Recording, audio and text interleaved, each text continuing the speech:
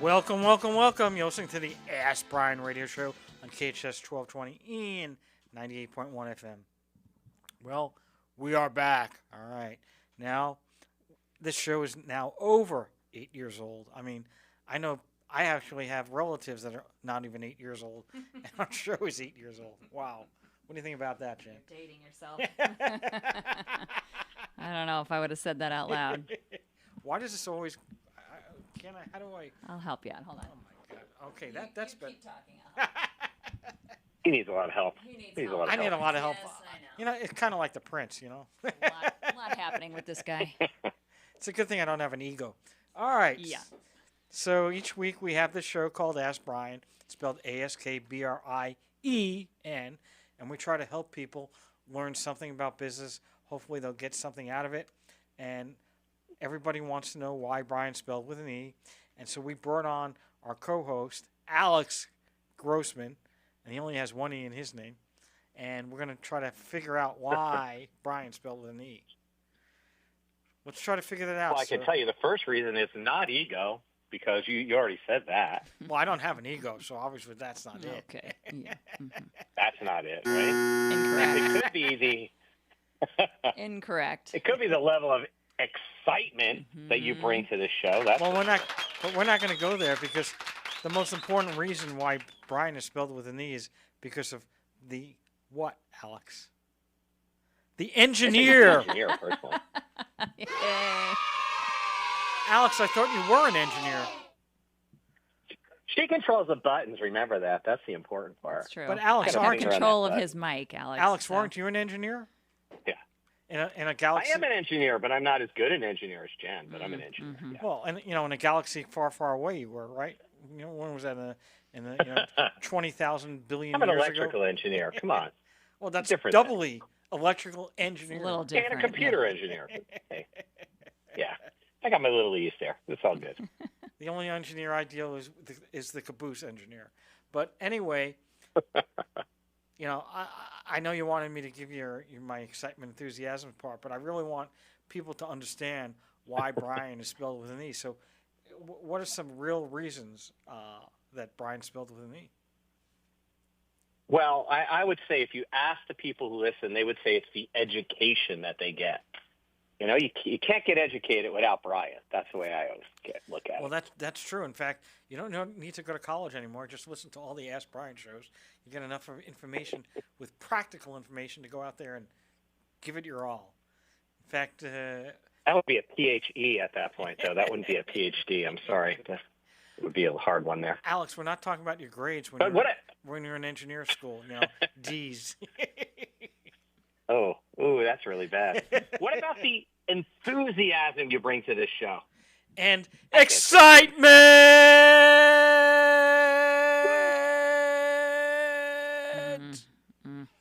I don't want to encourage that, Alex. Hey, another E. Encouragement. I was hoping he would forget about that part. I just say eardrum. I need a new eardrum after that. That's about it. Well, don't forget, the main reason is our experts. That's what makes up our show. And to be an expert, we have determined that you really need 5 years experience. So how do we calculate how many hours that is? Well, we calculate out 50 weeks in a year because most people do take off 2 weeks or you got holidays and other things. Then you're working 40 hours a week. That's 2,000. And you multiply that out. That's 5 times 2,000 is 10,000 hours. So we say people generally, if you have 10,000 hours, they are what we deem an expert. Now, if you're another E, entrepreneur, you typically will get those 10,000 hours in less than that time. Like Alex, you have a new business, so how long do you think it's going to take you to get your 10,000 hours of work in? Because you started it a year ago or a year and a half? Yeah, I already hit that already. A year, non-sleeping hours. It's pretty crazy. Oh, and do you want to tell people what your business is or no? No, I don't want to tell them my business is. It's trouble. No, that's the game trouble. Get it? Okay. That's the game trouble. I know. I was going there. It's a game. Well, there are other reasons why we have E's, like experience, et cetera, et cetera. But we have a show today. It's kind of an unusual show. Normally, we'll have a guest, and we'll discuss the subject with them. Today, because of my background as a lawyer, we've been on the air for 8 years. We've gone over a couple legal areas, trademarks, starting a business, incorporating. But I couldn't find it in my notes any time that we ever started a show where we said, okay, how can we protect our business, which I guess incorporation or that part we did. But then, okay, if you do that, what's involved in a lawsuit? I mean, you're a lawyer.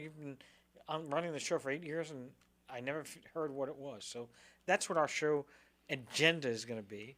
And we have a great co-host, Alex Grossman, who's going to be asking the questions. Alex, what do you got? Hit me up. Well, I'd say the first thing is, like me, starting a new business. Not my first, luckily, or maybe not so lucky. But most people look at this and they say, well, I have this business. I'm just trying to work every single day at what I do. But, I got to protect myself. And we've talked a lot about how to form a business and what to do. But I think, I really don't understand how to protect myself. I mean, I think I have insurance. What does my insurance protect against? What should I have? I really don't know what to do if, God forbid, I get sued. Don't even say that.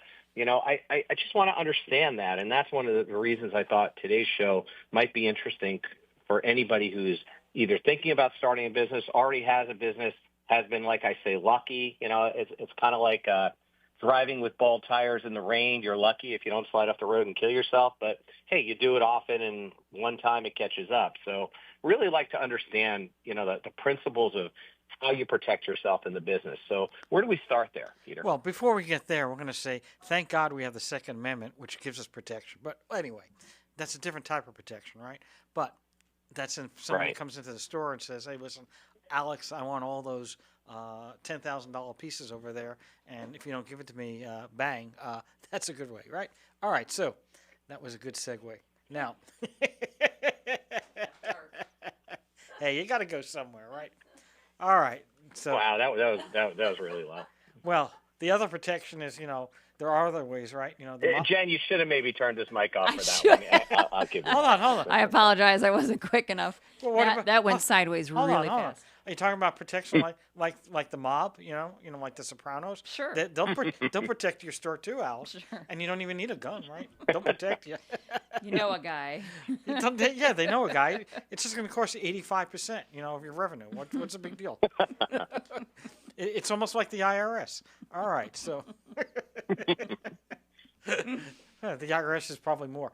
All right, so getting back and off of our tangent, by the way, I always liked trigonometry. We have tangents, cosines, and sines. So, boy, wow, you can tell that I'm still on Hong Kong. Are you still on time. the other side of the world time? Yeah. I'm on Hong Kong time. Really? Looping out here. All right. But getting back, we're not going to discuss too much because we'll do another show. And if you want, you can look in the archives. We have shows where we talk about one of the first ways to protect yourself is to form a limited liability company or an incorporation. That's one way to protect yourself, because if you just start out a business and you're doing it on your own, like Jen's business, okay, and Jen's a sole proprietor, well, she's personally liable for any debts of the company, which, probably she doesn't want, probably her family doesn't want. So that's the first way, right?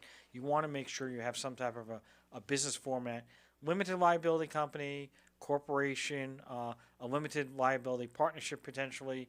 Those are ways that you can protect yourself, and we have many episodes on that. We'll do another episode. I don't want to discuss that too much. That's the first step, right? Now the second step is insurance, right? So you can get insurance. I mean, people have it all the time. I mean, everybody has car insurance, right? People get any type of insurance, life insurance, any type of insurance. In the business world, it's slightly different. So typically, there's normal ways, one of which is if you have a lease, if you're leasing a space, you're required under the terms of the lease to get certain types of insurance, and you'll have to comply with that. And, we could do a whole episode just on insurance. You've got general liability insurance, et cetera, et cetera. Anyone that has employees, you have to have workers' compensation insurance. So there are ways out there and things out there that already exist. So insurance definitely can protect you. Now, insurance is not going to protect you, if you take a baseball bat and hit your customer over the head. I had insurance, so I'm not worried about it. Well, I don't think that's going to work, right? You can't just do that. So the type of insurance we're talking about is usually is business loss. So you've got your business and you're located in Pacific Palisades, and let's say your business didn't burn down. Well, you still got loss of income, even if your business didn't burn down. Okay, which might be covered by fire insurance, may not. But let's just loss of income. You're not going to be able to make the same kind of income you had when most of the people in the area are no longer around. Or if you have a fire or something happens to your building, you're going to be losing income, right? So not economic loss in the sense of, okay, the economy's doing bad, I'm losing money. That's not the economic loss insurance we're talking about. But there is something called business loss insurance. That's something that you may want to consider if you live in an area that's in a danger zone, like volcanoes or tornadoes or hurricanes. Or if you want to protect yourself, okay, I got fire insurance, I have it under the lease, but I don't have anything for loss of income. And when half the shopping center burns down, nobody's going to be coming to that shopping center anymore, right? So loss of income, that type of insurance. There are many types of insurance. Also, you have an employee, okay, and they come after you and they sue you for wrongful termination.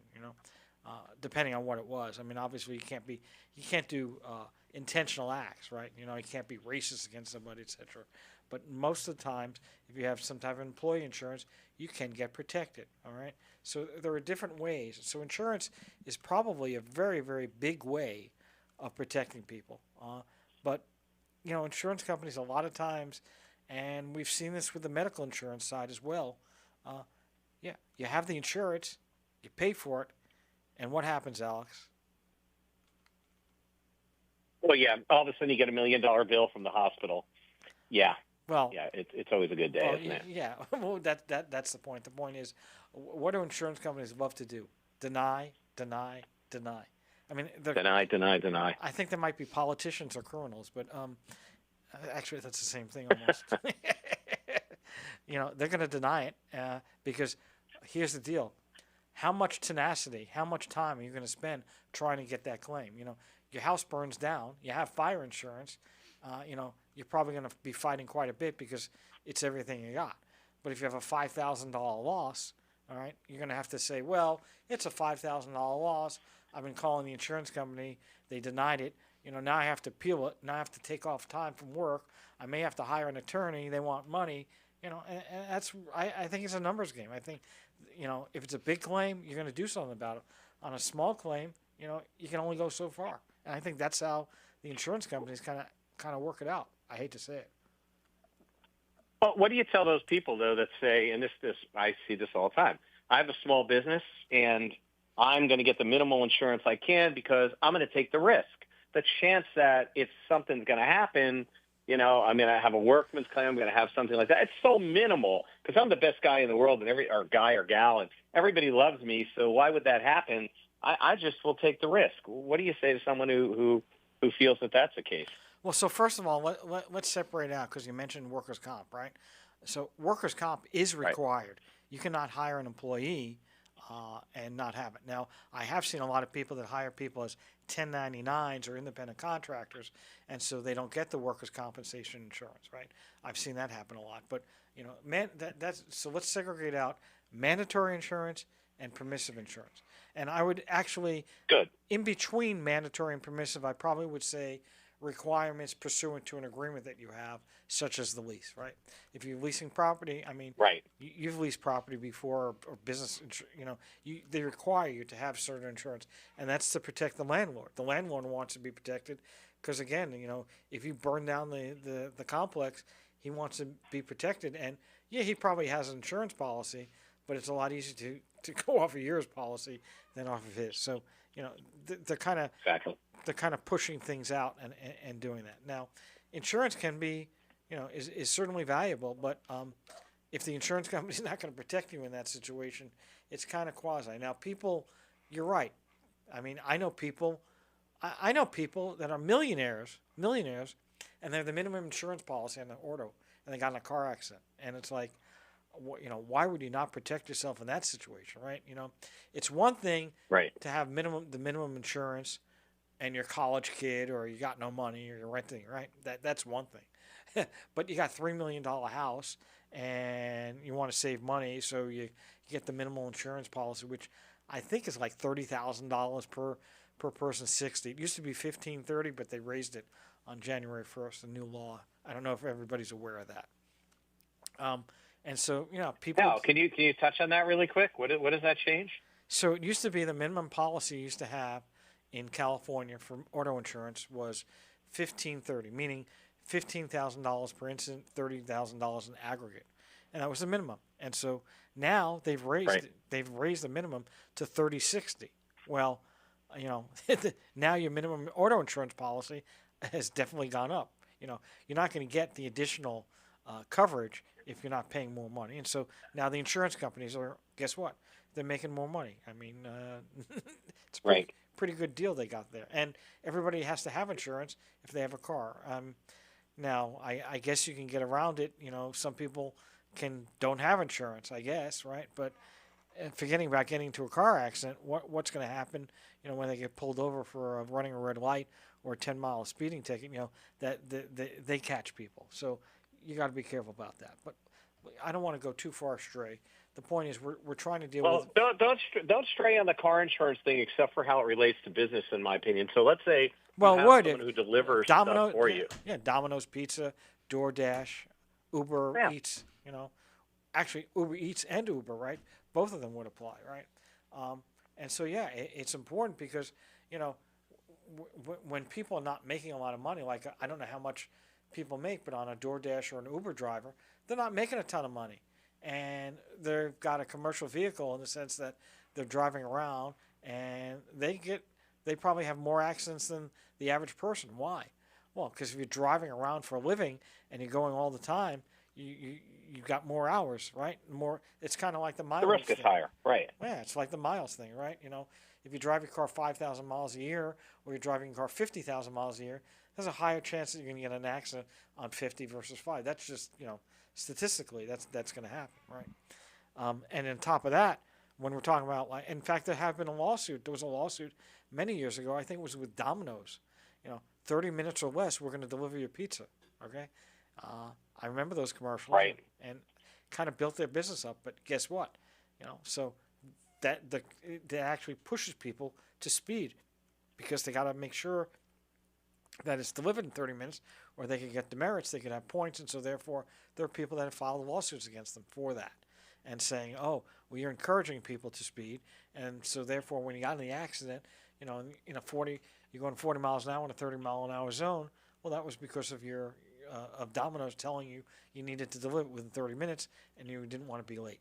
So those are things that can relate to business as well. But I don't want to go too much on this because especially the last part of this show, or at least from once we take a break in a few minutes, I really want to explain to people stuff about a lawsuit because people, and we're going to touch on that now, people get hit with a lawsuit, okay?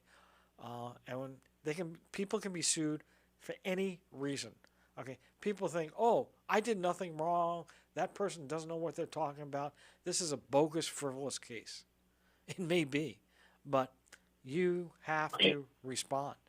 And Jen just says she's number one. I don't know what that was referring to. Two. Oh, two. You need new glasses. Oh.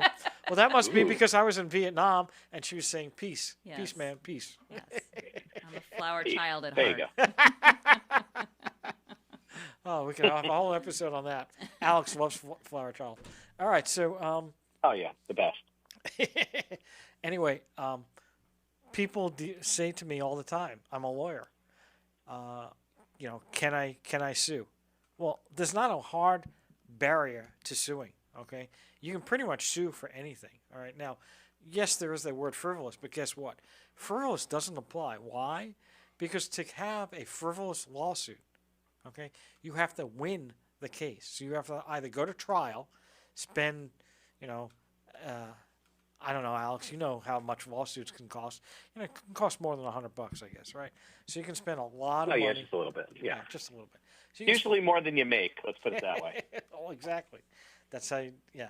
So one thing is that the only way you can actually sue for somebody for a frivolous lawsuit, even if there was no basis for them filing the lawsuit, is either A, you have to win at trial. Nobody's going to do that. People don't spend the time and effort to go that far, and the money's the big factor. Or two, if the case is dismissed. Now, sometimes cases will get dismissed, but it's not a hard barrier to get a case at least through one or two phases, and so therefore it's very hard. And always also people are settling the case. Well, if you're settling the case, you're not going to go out there because the case is settled. It's going to be dismissed, but then you can't sue them for frivolous lawsuits. So you really are stuck. Now we're going to be taking a break. You listen to the Ask Brien show on KGS 1220 and 98.1 FM. We're going to go a little bit more into lawsuits. Welcome back. You're listening to the Ask Brien radio show on KHS 1220 and 98.1 FM. Like no other station in the world. That's right. We are like no other station. What do you think about that, Jen? We have you, so that's where we edge out everyone else. Another E, edge. We'll have to tell Tracy about that one. All right. Alex, you said you had got a lot of information in the last half hour, and you're trying to get some more information. So, how can we help you out, sir? Well, there's a couple more things that I've heard you talk about this before when we've had our private conversations about this, and it was protection when you're a corporation, you're an LLC. I mean, you've always pushed me to incorporate, do the right thing on there, but I'm wondering how that works. So let's go back, and if I get sued, I'm a corporation. What do I do? I mean, I'm an LLC. What do I have to look for? What do I need to do other than, give someone a call as an attorney? What should I start and do there? Run down to the ice cream store and eat as much ice cream as you can and get fat. All right, so. Well, that goes without saying, let's be honest. All right, so first of all. Comfort food. Comfort food. Exactly. Always, right? See, we have a psychological aspect to our show. All right. So first of all, one thing that people may or may not be aware is, let's say you have formed a corporation or an LLC or some entity to try to protect yourselves. Well, the first thing you have to understand is a corporation itself cannot sue anybody or defend themselves in any lawsuit if they're not active with the state that they're located in. So, for instance, there are many times where people form a corporation, they have an attorney, they get a legal Zoom, or they'll take a legal steps course or something, and they'll go through all of that process, and they'll form this entity, and they go, okay, I'm set. Well, it doesn't work that way. Why? Your entity has to be active. So to be active, and I think we had an episode on this once before on compliance, right? To be an active company, right, one of the things is you have to be active with the Secretary of State. So there's a couple functions. We're going to go over California because we went over all 50 states. We'd be here till Thursday next week, and Jen said she's got to get home by 6, so that ain't going to work.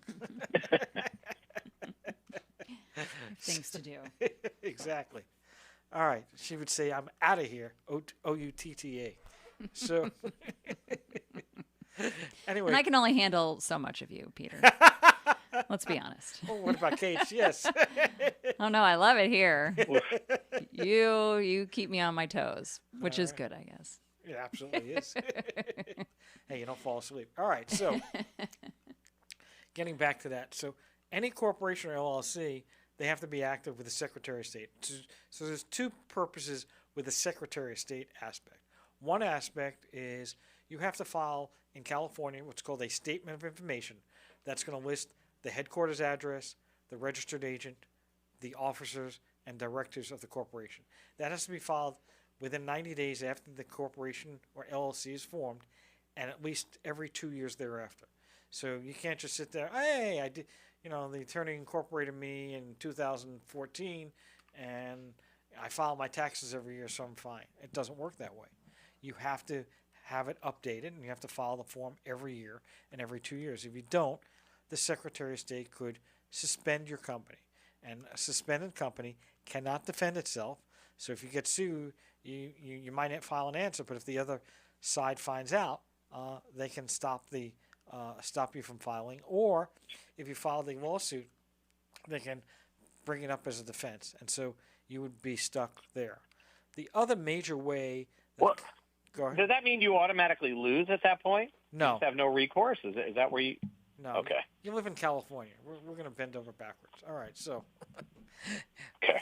first of all, I want to go over the other suspension, and then I'll go over the whole process here. So, the other part of the process is the franchise tax board, which is Alex's favorite entity. Okay, he likes it even more than the Absolutely. IRS. More than the IRS. I just hand him money. I just hand him money every quarter. And Just to be a nice guy, I just hand it to him. And they just give it out to illegal immigrants. All right, so let's go. I'm sorry, I'm getting a little political here. All right, so You are, just a touch. so the franchise tax board now, they're going to sit there and you have to file your taxes every year. And in California is such a great state that state of California requires you to pay $800 minimum tax every year for the privilege of doing business in the state of California. No other state that I'm aware of has that requirement that they have to pay the $800 minimum tax. So it doesn't matter if you didn't sell anything, you had zero revenue, nothing happened, you're just keeping the dormant corporation, you have to pay that $800 tax. Now, if you have $10,000 in taxes, well, it's going to be included with that. But people aren't aware of that. So many people, they have a corporation LLC and they don't file their taxes. I didn't make any money. Why do I need to file? If they don't have an accountant or a lawyer or somebody telling them, or they haven't been through this process before, they don't file. In those situations, the franchise tax board can suspend the company. So you can be the two main reasons that you would get suspended would be either A, the state for failing to file the statement of information, or also the state because the franchise tax board didn't get their money, at least the filing. So those are the two main reasons. So now, what happens, and we may have to do this after the break, I think we will, we're going to come back and say, okay, my company was suspended, I didn't realize I had to file a franchise tax board fee or statement of information. Well, it's easier on the Secretary of State site if you fail to file your officers and directors and registered agent and headquarters. You can just go ahead and file and you'll probably be okay. Franchise tax board, you would actually have to file your tax returns and potentially pay. So that's going to be a little bit harder. Now, the other problem is that when your company is suspended, guess what, Alex? Well, I don't know. This being an adult is really hard, so you're going to have to tell me. Well, that's why I act like a child all the time. I don't want to grow up. That's why my name is Peter Pan. All right, so. Well, we're going to hold off because we have legal steps that said, whoa, we're on. Well, and to echo what Alex just said, this adulting stuff is kind of intense. So, you've got this great idea for this business and you have no idea where to begin. You've got a great product or a great concept and everybody thinks it's awesome and been telling you that for months, maybe years, and you're still stuck at square one because it's kind of scary. How do you even begin? Go to legalsteps.com. That's LEGALSTEPZ. It's spelled with a Z. .com, and you can register to take a couple of different classes. They've got a course on how to register a trademark, form an S corporation, form an LLC, a lot of what we're talking about today on the show. And really it's kind of cool because it's about as simple as it could get. You register for your course, which, by the way, all the courses fall under $150, so they're not super expensive. Really, it's just a little bit of pocket change if you're considering the potential for this awesome business that you have in your head. So you register for the course, and as you're taking it, you can work at your own pace. You can pause it, rewind it. If you didn't really understand what they just said, you can back it up a little bit, take notes, and kind of make it work for you. This is all at your own time, and that's what I really liked about it, that I didn't have to worry about, oh gosh, well, I have to be somewhere at 6 o'clock, or I have to log on at 6 o'clock for someone else's schedule. This is all how it works out for you. And the other cool thing, I think, is that you can kind of see your legal expert in your own screen, like a screen and screen, picture in picture type of thing. And it makes it super easy. So you get to a question where you're like, oh my gosh, I have no idea what this is even saying.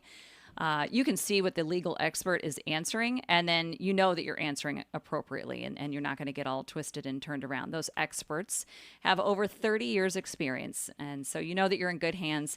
And if you get to the point where you're frustrated and confused and you are all twisted around, the experts at legalsteps.com will just go ahead and do it for you. So you really don't have anything to lose other than that $150. So stop sitting on square one and make this happen for you. Legalsteps.com, legalstepz.com. Well, thank you to our sponsor, and thank you, Jen. You bet. All right. We're back. You're listening to the Ask Brien radio show on KHS 1220 and 98.1 FM. And Alex was asking about the Franchise Tax Board and the Secretary of State. What happens when you don't do these things? And if you did, how do you recoup yourself? So with the Secretary of State, you'll file your statement of information, and you should be okay. But remember, if your company is suspended by either the Franchise Tax Board or the Secretary of State, there are a couple of things that happen. One is, guess what? So if my company name was Race Ready, Alex never heard of that company before. If my That's a great company name. Yeah, Race Ready, double R. Trademarked. I had a great attorney help me with that. I don't know, it was trademark, but okay. Anyway, that's something we have to talk about in another show. Anyway, Race Ready, I can go out there if Race Ready is suspended because for some reason they didn't file their Franchise Tax Board return, got suspended, or they didn't file their statement of information every 2 years, they got suspended. Guess what? Well, I can go out there and I can call my company called Race Ready now because the name is available. So you talk about a trademark. Alex, you just lost your name. Oh, my gosh. So anyway, thanks. I bought the name. You got a scary show going on here. You got a really scary show going on here today. Scary. I'm a little worried now. Don't worry. I bought the name, and I'm willing to sell it to you for $50,000. Just like those domain hackers. And I was going to say, domain hackers, man. Yeah, Love I mean, it's like I used to have a guy. He got AOLL.com. Then he tried to sell it. That's a real case. I can only say it because it was actually stated in a lawsuit that I had to defend the person on. So, yeah. Alex, it's up to you. Don't worry. You can pay the trademark attorney or you can, it's up to you. You don't have to worry about it, Listen, after I take the name over, then I'll get the trademark, and then I'll take the trademark and go to your to the domain company and say I own the trademark, so give me the domain, and then I'll take your business. Thanks a lot. All right. Wow, this is a lot better than practicing law. I can just buy a business. Alex is all worried now. Scary. Oh man, now I'm worried. I'm done now. I don't need comfort food anymore. Now I need a little more of the heavy stuff. Now a little drinking at this point. Yeah, well, me. I'm an ITA, by the way. Everybody knows that. Iced Tea Anonymous. I drink 10 of these a day. That's my anonymous stuff. But the reality is that you can protect yourself. You can follow the law in the state that you're in. In California, you would file your statement of information every 2 years, make sure it gets done, and you will file your tax returns every 2 years because otherwise you could end up in this problem, and you don't want to be in this problem, right? Many times, though, people will find out, it's not, they get a letter from the Franchise Tax Board, okay, it goes into the circular file, right? Or they get another letter on the statement of information, or they get 5 different people sending the letter, a scare letter from this, from some company, Demons Incorporated, because we're on that dark side now. And the Demons Incorporated company comes up and says, file your statement of information. It goes in the second circular file, right? That's what happens. So now people are aware, hey, listen, I get this stuff. I better deal with it because there's a lot more expense, a lot more complication that I wasn't aware of. Now, having said all that, if nobody does take your name, and then you can easily resurrect it. When they do take your name, it does become quite a problem. So you don't want to let things go too far. So that's one way you can protect yourself. Now, I don't think we're gonna have enough time to go over the other parts here. But again, as I said, if you're in a lawsuit, that's how people find out. Oh, they're sued, and then they'll go ahead and they'll file a lawsuit, or they'll try to defend themselves and file an answer to a lawsuit. And the opposing counsel will go into court and say, Your Honor, they can't file an answer. They didn't, they're not registered with the Secretary of State anymore. And that's how it happens. And so usually, not every judge, 95% of the judges, they'll say, okay, go out there and get it fixed. What does that mean? If it's because it was suspended because of the Secretary of State statement of information, you file it, and you probably can get it back together again. Franchise Tax Board, it's going to be a little more complicated because you're going to have to file your tax returns. If you haven't done it in 10 years, not only do you have to get all those records together, file the tax returns for the last 10 years, and you got to get them on file. That's a little bit more complex situation. And I don't want to go too far off. I guess we're going to have a whole nother show on what we really want to discuss today, which is you've been sued, now what? But we're going to be taking a quick break. You're listening to the Ask Brien radio show on KHCS 1220 and 98.1 FM. We'll be right back. Welcome back. You're listening to the Ask Brien radio show on KHCS 1220 and 98.1 FM. So we had a very, very interesting show today. People have said, how can I reach you or your companies that you represent? So there are two ways that you can reach us. One is you can go to the website lacorporateattorney.com, LACORPORATE,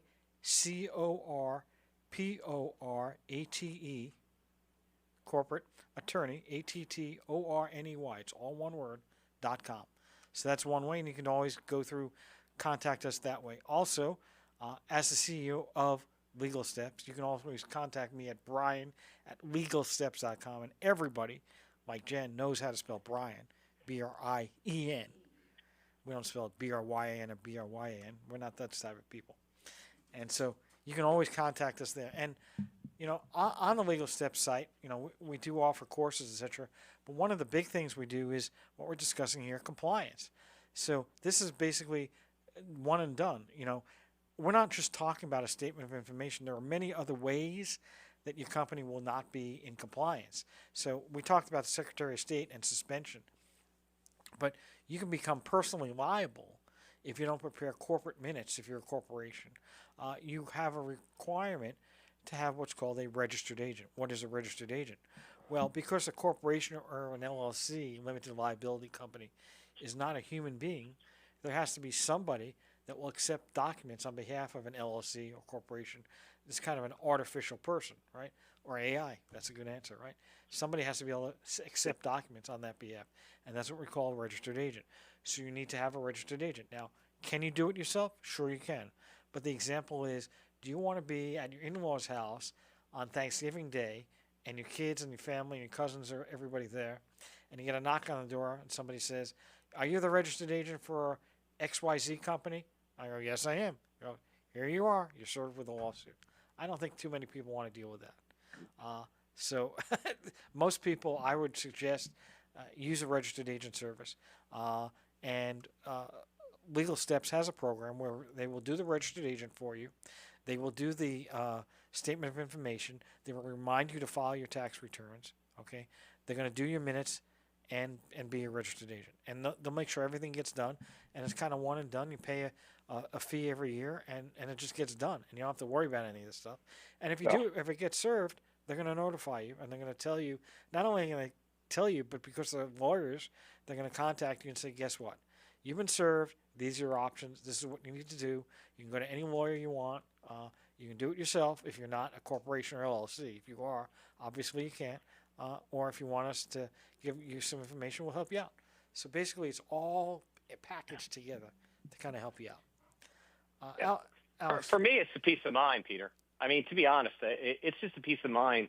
We run our businesses. I mean, most entrepreneurs, we just have enough. We have enough time in our life just to do what we need to do in our business. Forget our family life or anything else we want to do. And having to deal with this and having to deal with compliance is just crazy. And having someone else do it for you at a reasonable price, I mean, that's why I signed up. I think everybody should do it. I hate to say it. It's just too much work to have to think about it.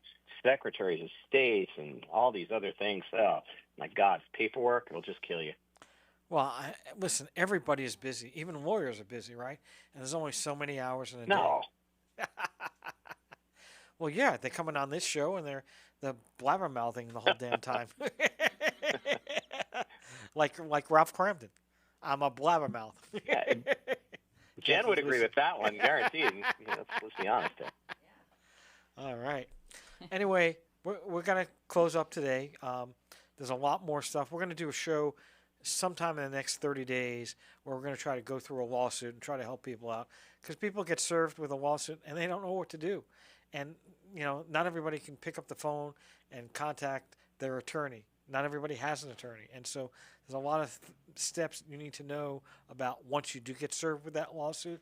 And that's what we're going to try to discuss in the next 30 days. But you've been listening to the Ask Brien radio show on KHS 1220 and 98.1 FM.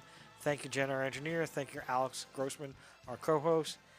Over and out!